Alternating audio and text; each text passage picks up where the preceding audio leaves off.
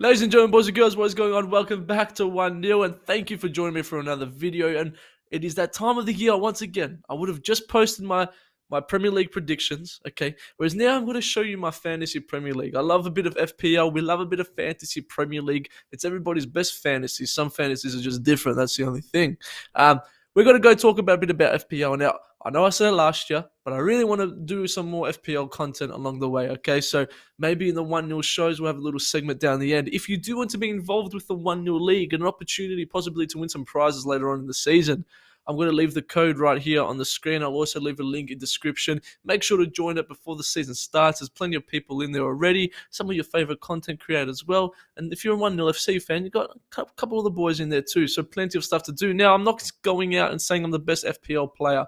Okay, I'm quite just a casual, I guess, if that's what you want to call it. But I do enjoy it. I watch a lot of people on YouTube, FPL mate, to mention a few.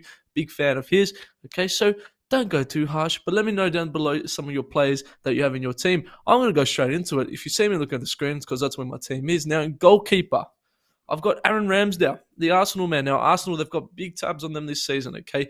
People expected them to do a lot better than even what they did last year. At least whether it might not be on the ladder, I think performance-wise, defensively, they're going to expect them to do quite well. And I think solidifying the defense once again. The defense was strong last season. I think it's only got to get better this season. And with Saliba coming back, who was unreal on loan last year, I think that whole defense does well. And Ramsdale was arguably the signing of the season last year. So I think Aaron Ramsdale there in goalkeeper personally for me. Okay, Crystal Palace, Leicester, Bournemouth, Fulham, Aston Villa, the first 5 games. Now, you'd expect them to do quite well. On the bench, I've got Ward. Now, many of you would already know, Kasper Schmeichel's on his way out of Leicester City. I don't personally see Leicester signing a new goalkeeper before the next game. So Ward on the bench for 4 mil, you can't go wrong. Okay, I think you have to have him on the bench. He saves you money and you will actually play. So I've got Ramsdale starting goalkeeper for me. Bernd Leno is another one that just signed for Fulham. Can Fulham not cop a lot of goals? That'd be interesting. But let's also talk about Bernd Leno. No offense. Talk about a fall from grace. Crikey. I mean, juice. Huge, that one. Huge. Now in defense, I love it. I'm loving my defense. We've got Trent Alexander-Arnold, Andy Robertson, Joao Cancelo, and Kieran Trippier. Now, quite a sort of a template sort of defense. Trippier may be the difference one in there. I'm really looking forward to seeing Trippier play a full season for Newcastle because he was great when he came last season. Unfortunately, he got injured, but he's owned by 17.2% of teams. Okay, he's going to be a highly owned player, I personally think, by the end of the season. I think he's someone that will be on free kicks for Newcastle. We know he can score a banger free kick. Might even be on other set pieces as well.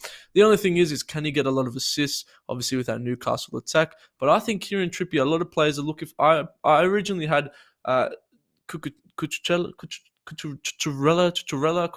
whatever his name is, from Brighton, who's possibly on his way to Chelsea. But I'm going to go Trippier. And I think that if you're playing a back 4, I think that last sort of 4th defender there, if you're going for the Cancelo, Robertson, Trent 3, I think that last sort of defender, it could be the interesting one. It could be the one that stands out a little bit. Nottingham Forest and Brighton, the first 2 games for Newcastle.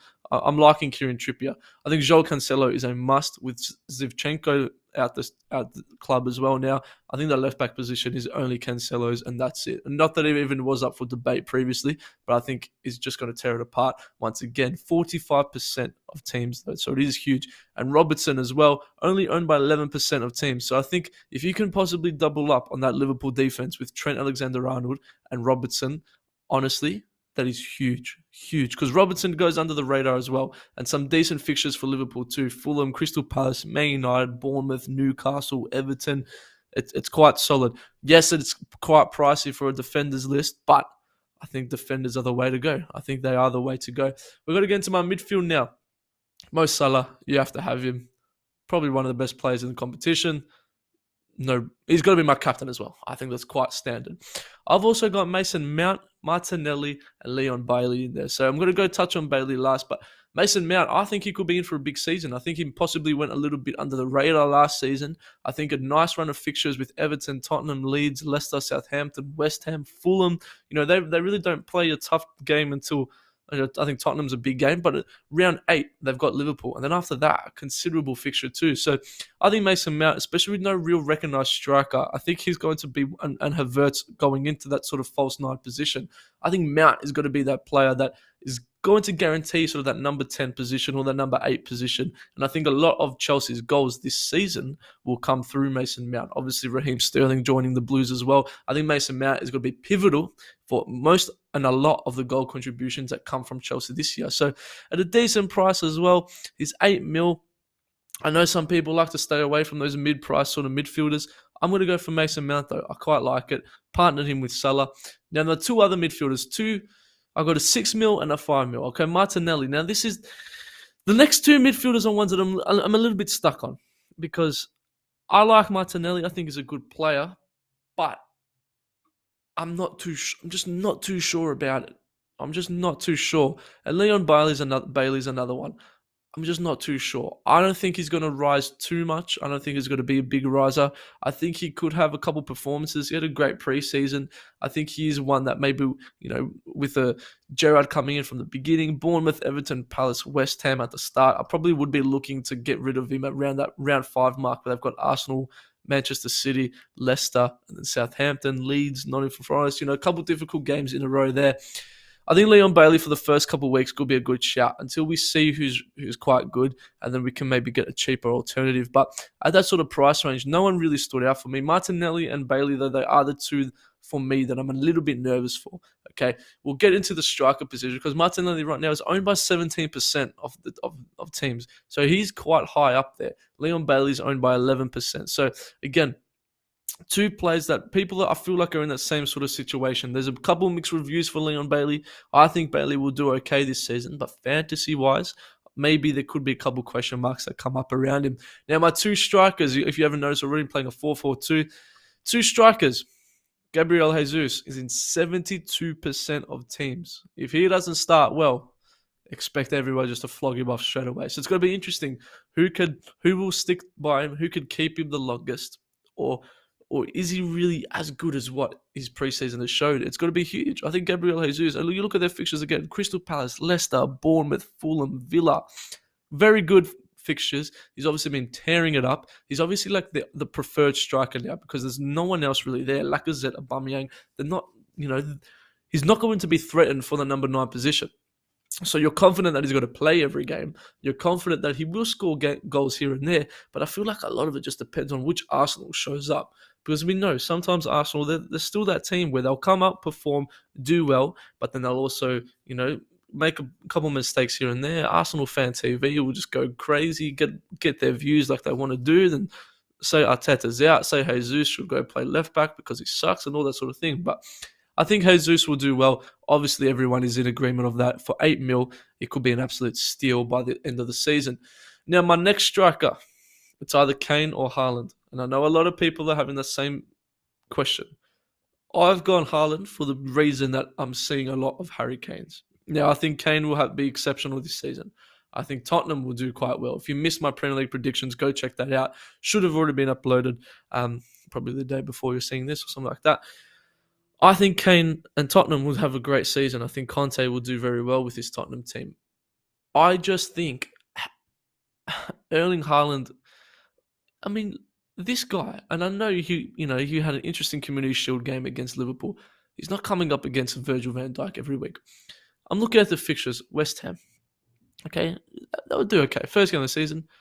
Bournemouth, Newcastle, Crystal Palace, Nottingham Forest, Aston Villa. Erling Haaland against a Bournemouth defence. That you might have to put, a restriction at the start of the game or something like that. Like, he could absolutely tear them apart, like we've never seen before. And I might be a little bit excited. I'm a Man United fan, so there's no Man United fans in this team. But I think Erling Haaland, I think he's got to bag goals for fun. And I think everyone's a little bit too quick to jump on the bandwagon and say, oh, he's not going to do well. He's got to do this. He's got to do that. I think Erling Haaland is going to be unbelievable. I do think Kane will be great as well. So I've taken the risk. I've gone for the blue side. I've gone for Erling Haaland as my striker, my 11.5 striker. one player that I do want to try and fit in is a Heung-min Son. Now, I know it's going to be quite difficult if there is a possibility, and maybe it means I take out one of these big money defenders. If there's a way you think I can get Heung-min Son into this, I really want a Tottenham player because I think Tottenham would do quite well this season. So it could be that move of getting Haaland out for Kane. I hope I don't panic transfer right before the start of the season and get Haaland out for Kane, but I think I'm going to stick to this. If I can figure out a way to get Martinelli and Bailey, find a better alternative, then I'll do that. If there's a way that you know I can get Heung-min Son in, then let me know, please. And on the bench, we've got Nico Williams. I think is guaranteed at Nottingham Forest. He's obviously a good player. I think he should get game time. Andreas Pereira as well, who's gone to Fulham. I think he'll get game time too. And then we've got the youngster Archer from Aston Villa, who I think on the bench should get a little bit of game time here and there. Most of my starters will start and play. So that's going to be my team. That's going to be my final team. Like I said, ladies and gentlemen, I'm not the craziest FPL player out there. I don't know all the stats and the inside outs and the goals per second ratio and all that sort of business. I enjoy it. I take it seriously. But I'm here for a good time, a long time. Like I said, if you do want to join our league, we want you to join the league. Please. I want everyone in there, you know. And I'm also in the Creators Cup this season as well, so moving up in the world a little bit. So we've got to try every single week. I want your help. We want to win the league, okay? It's the 1-0 trophy. That's what we're going to make it. So, ladies and gentlemen, thank you for watching. Hopefully, I can bring you more FPL content in the future. If you enjoy, please like, subscribe, do all that business. I'll catch you guys. Probably the next time I'm going to see you is going to be after the first round of the Premier League. And I'm so excited. I can't wait. I'm buzzing. The Premier League's here. 21 is coming. Come on, the boys!